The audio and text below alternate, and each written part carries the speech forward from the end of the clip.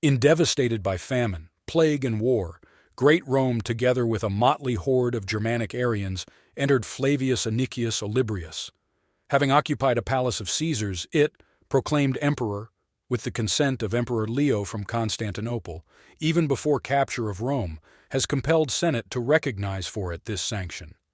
Two barbarian generals, Ricimer and his nephew Burgundy Gundobad, respectfully presented Olibriu diadem, chopped them to pieces, and Phemius. Together with Olibrius to Rome, and his wife, the daughter of Valentinian III, Galla Placidia the Younger, returned. She was taken away from Rome by the Vandals of Gaiseric, and now, after 17 years, she returned to her native city where, as on the day of her departure, barbarian robbers roamed. Like big rats in an empty barn in the deserted streets of the city of Rome, barbarians greedily searched the abandoned palaces and tortured the inhabitants, hoping to find the last treasures of the citizens. Several weeks passed in this endless rampage of a poorly controlled army when the plague, which never stopped mowing down the people of the city, caught up with Ricimer. All the healers could do in those years was to cauterize the pustules on his lymph nodes.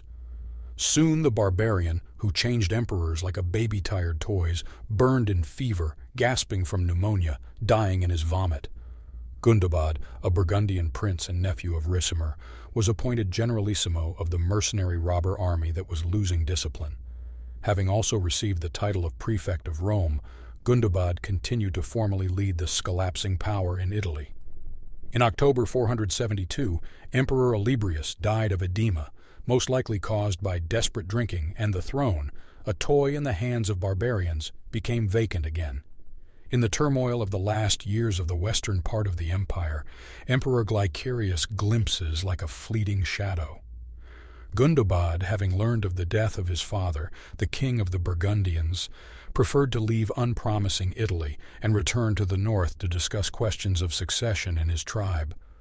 Leaving, he hands the throne, which had been empty for 6 months, to Glycerius, the former chief of guards at the imperial palace.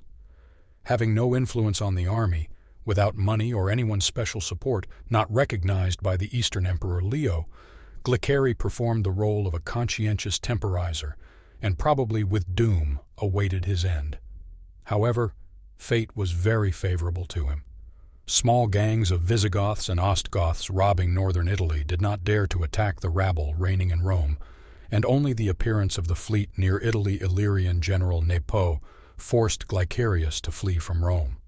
Caught by Nepo's soldiers in the harbor, Glycerius was tonsured a monk and sent by the bishop to Salona.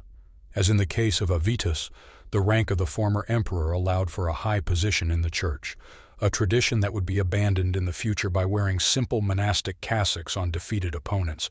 In June 474, Julius Nepotus was proclaimed emperor in Rome, after which he returned to Ravenna, which was safer and closer to his original area of rule, Illyria.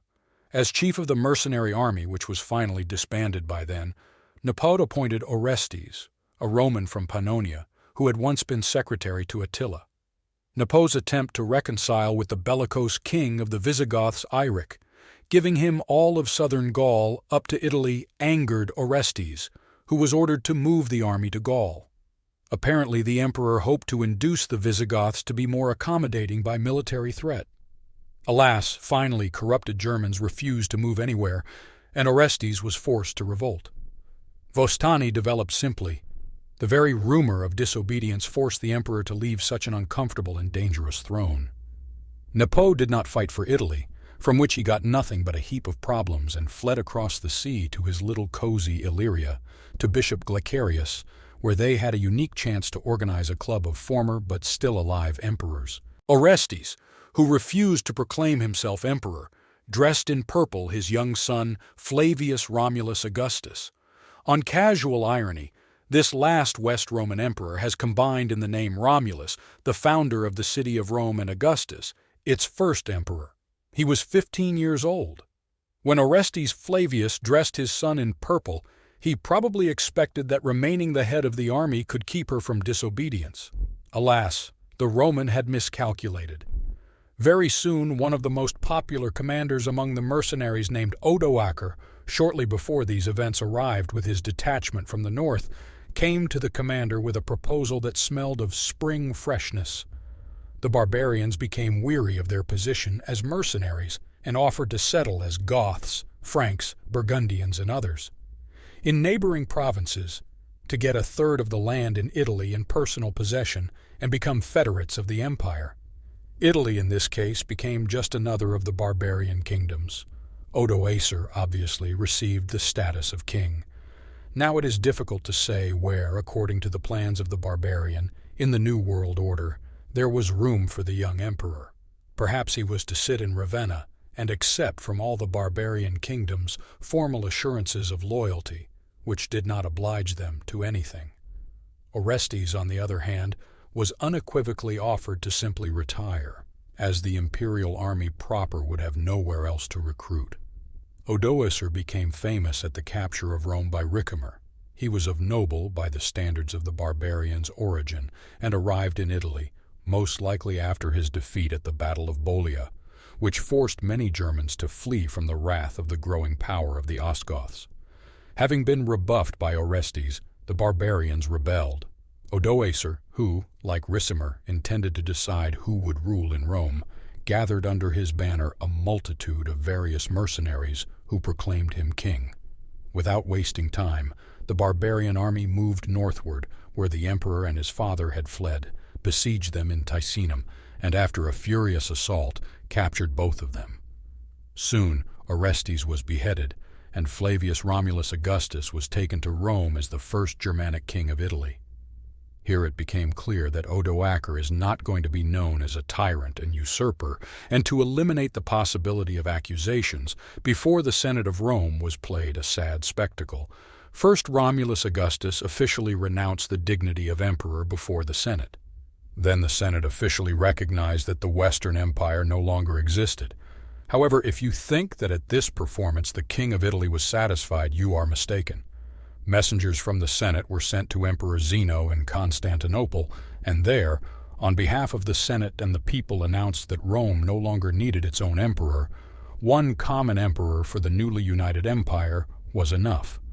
The defender of Italy was chosen experienced in affairs of war and peace, Odoacer, and from Zeno asked for confirmation of the rule of Odoacer and the title of patrician. At the same time, in Zeno's palace was a citizen of Nepot, who had arrived on such an occasion from Dalmatia, and who reminded him that he was still emperor of Rome, and asked for help to return to Rome on the shield of Byzantine soldiers.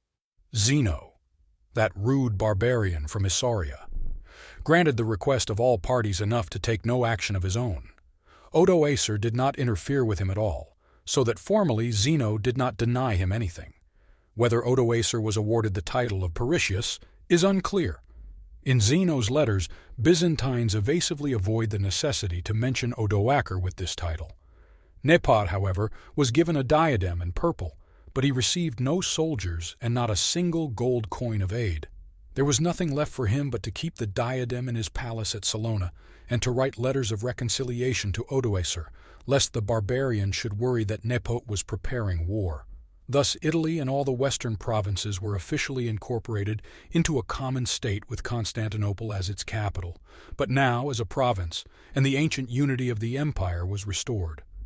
Rome, however, was reduced to the level of a provincial town, and the western provinces were completely given to the self-government of the Germans. The ancient Latin state in Europe came to an end. Romulus Augustus, according to historians, settled in the palace of Lucullus near the city of Naples. There is a report that a certain Romulus Augustus was still receiving a pension in 507, after which the trace of the former emperor is lost. Fans of alternative history and tales about King Arthur can watch the movie The Last Legion, where our Augustus is taken to Britain, and there he becomes known as Pendragon, sticks a sword in a stone, and raises a son named Arthur. However, the author is not surprised at this brazen claiming of the Roman Empire's heritage by the English. Odoacer restored the Senate, appointed consuls and prefects, and for the common inhabitant of Rome the ghost of the Roman Empire continued to flicker serenely before the eyes in the city, where the games in the circus, the distribution of money at the entry of senators into office, sat Curia, whereas in ancient times ruled the ancient families of the Latins.